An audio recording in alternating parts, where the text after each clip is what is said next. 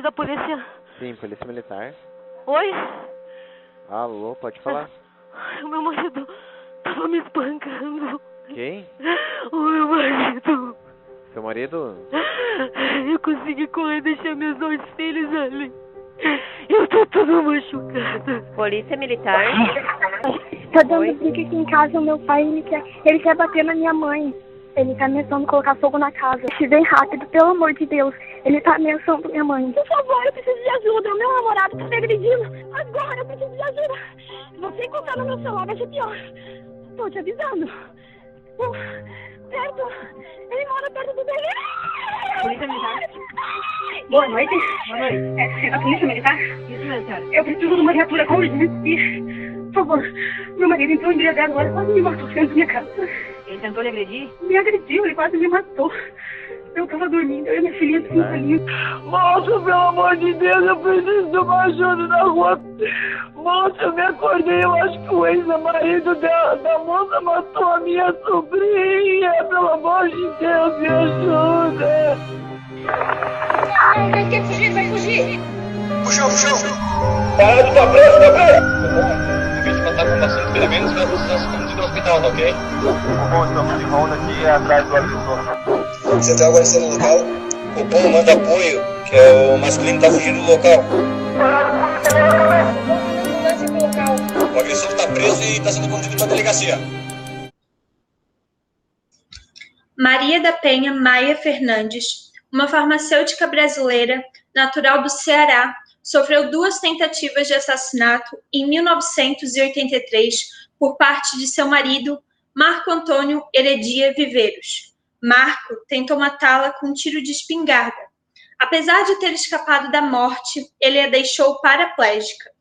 Quando finalmente Maria da Penha voltou para sua casa, sofreu nova tentativa de assassinato. Seu marido tentou eletrocutá-la. Quando criou coragem para denunciar seu agressor, Maria da Penha se deparou com uma situação que muitas mulheres enfrentam neste caso: a negligência por parte da justiça brasileira. Como o judiciário brasileiro demorou em tomar providências para responsabilizar o autor da violência, 15 anos depois, em 1998, com a ajuda do Centro pela Justiça Internacional e o Comitê Latino-Americano e do Caribe para a Defesa dos Direitos da Mulher, ela conseguiu que seu caso fosse analisado pela Comissão Interamericana dos Direitos Humanos da Organização dos Estados Americanos.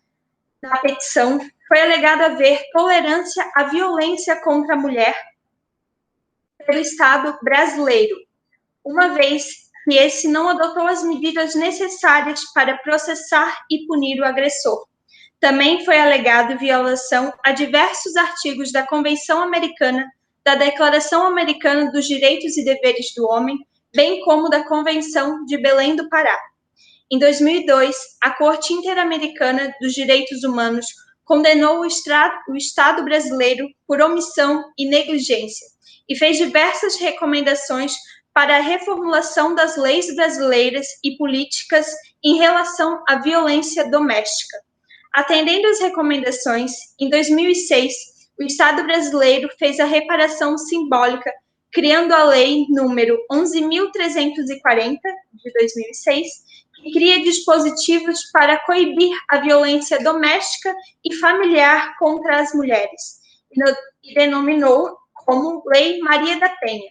E em 2008 fez a reparação material, pagando o valor de R$60 mil para Maria da Penha Maia Fernandes. Na época, Maria da Penha afirmou: dinheiro nenhum pode pagar a dor e humilhação dessas últimas 2 décadas de lutas pela justiça. A Lei Maria da Penha foi inovadora em muitos sentidos. Ela criou mecanismos para coibir e prevenir a violência doméstica e familiar contra a mulher, algo que ainda não existia no ordenamento jurídico brasileiro.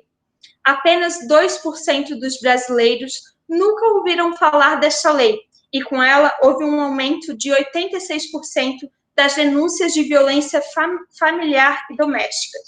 Os benefícios alcançados pelas mulheres com a Lei Maria da Penha são inúmeros. A lei criou um mecanismo judicial específico, os juizados de violência doméstica e familiar contra as mulheres, com competência civil e criminal. Inovou em uma série de medidas protetivas de urgência para as mulheres vítimas de violência doméstica. Reforçou a atuação das delegacias de atendimento à mulher, da Defensoria Pública, do Ministério Público e da rede de serviços de atendimento à mulher em situação de violência doméstica e familiar. Preveniu uma série de medidas de caráter social, preventivo, protetivo e repressivo. Definiu as diretrizes das políticas públicas e ações integradas para a prevenção e erradicação da violência doméstica contra as mulheres. Em suma, a Lei Maria da Penha reconhece a obrigação do Estado em garantir a segurança das mulheres nos espaços públicos e privados, ao definir as linhas de uma política de prevenção e atenção no enfrentamento da violência doméstica e familiar contra a mulher. Então, pessoal, como a gente já vem aqui conversando, no próximo dia 25 é marcado pelo combate à violência contra a mulher. E apesar disso, a violência ela não deve ser prevenida somente em um dia. Ela deve ser uma luta diária e também a violência ela não é só física. A violência ela pode ser o ato de humilhar, xingar, diminuir a autoestima de uma mulher, agressões, a humilhação, a desvalorização, a moral, o deboche em público em relação à mulher pode ser um tipo de violência.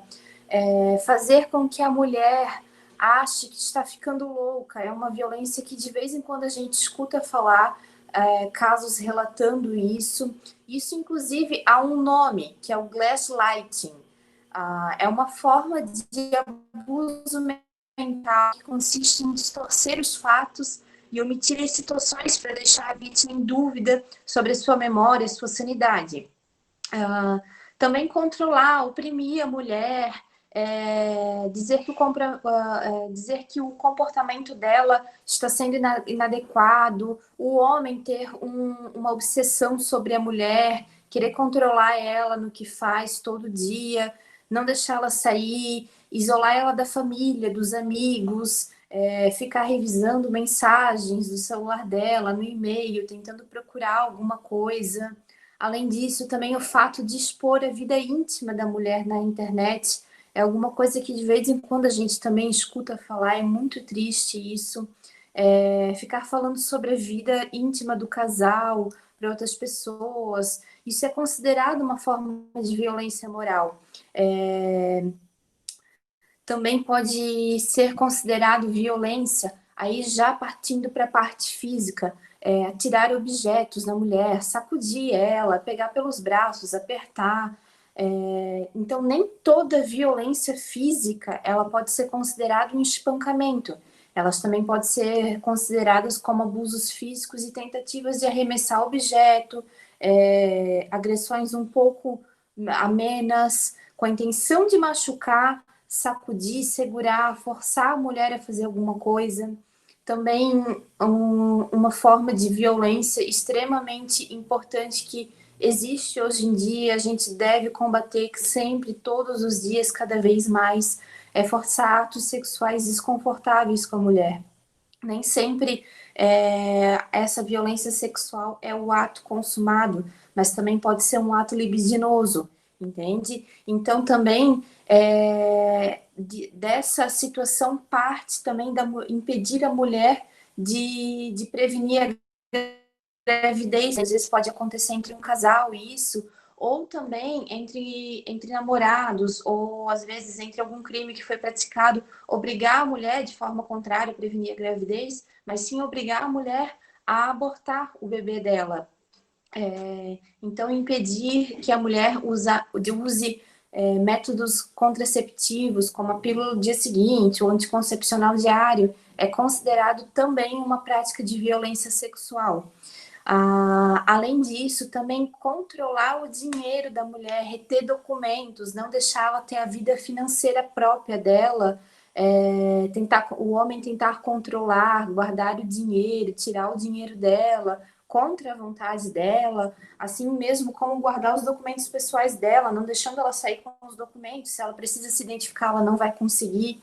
É uma forma de violência patrimonial. e também quebrar os objetos da mulher, pegar os seus bens e não deixar ela usufruir deles.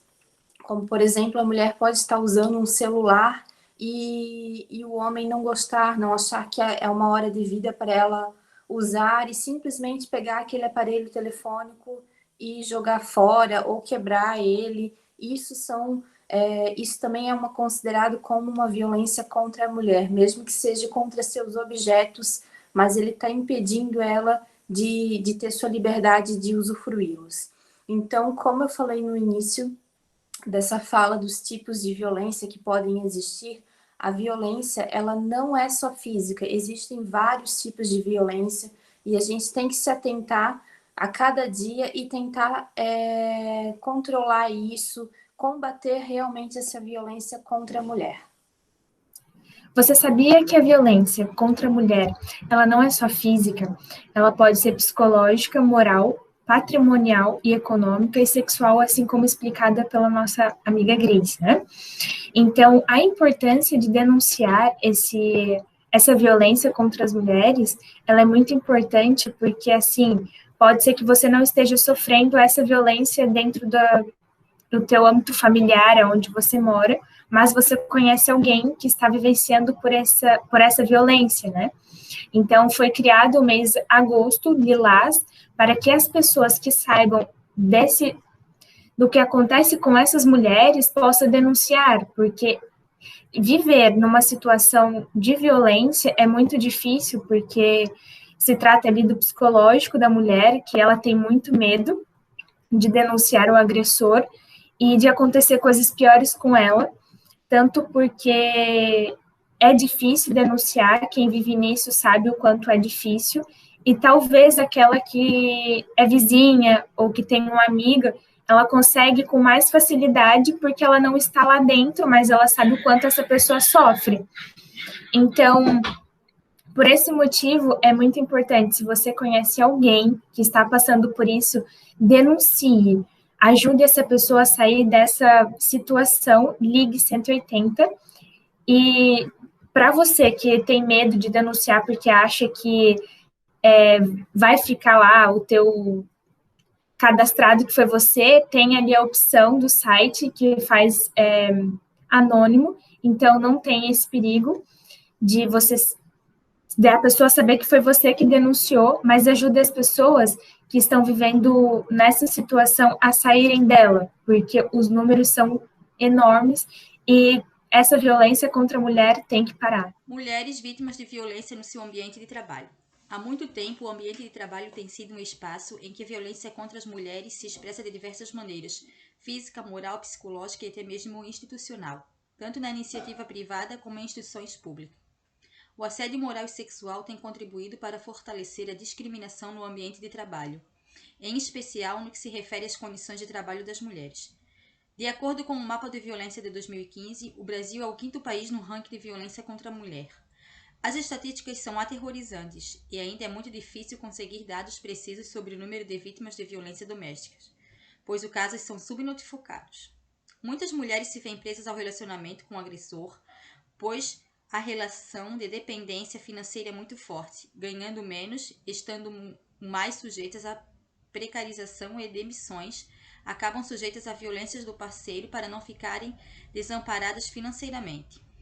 Esse tipo de pressão voltada à produtividade tem levado as trabalhadoras ao isolamento, em que não há tempo para criar laços de solidariedade e identidade e, consequentemente, lutar e resistir. Em um ambiente onde as pessoas são tratadas como coisas ou máquinas, o assédio moral acaba por ter espaço propício para aparecer. Essa situação gera um sofrimento e contribuindo para o surgimento de diversas formas de adoecimento, como a depressão e o estresse. Em um sábado de fevereiro, uma mulher apanhou por horas de um homem que conheceu na internet. Terminou a noite com seu rosto desfigurado. Dias depois, outro homem foi detido por ejacular sobre uma passageira dentro de um trem. Não foram casos isolados. Nos últimos 12 meses, 1,6 milhões de mulheres foram espancadas ou sofreram tentativas de estrangulamento no Brasil.